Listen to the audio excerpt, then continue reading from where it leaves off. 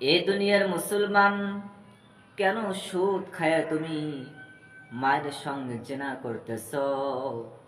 সুদ খাওয়ার পরও ওই টাকা দিয়ে তুমি মসজিদ করে দিলেও কিন্তু কোনো কাজে আসবে না রে মুসলমান।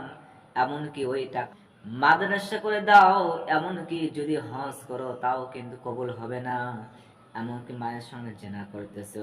এই অবস্থায় যদি মৃত্যুবরণ করো গো, আল্লাহ তাআলা কিন্তু তোমার হিসাব কঠিন ভাবে নিবে।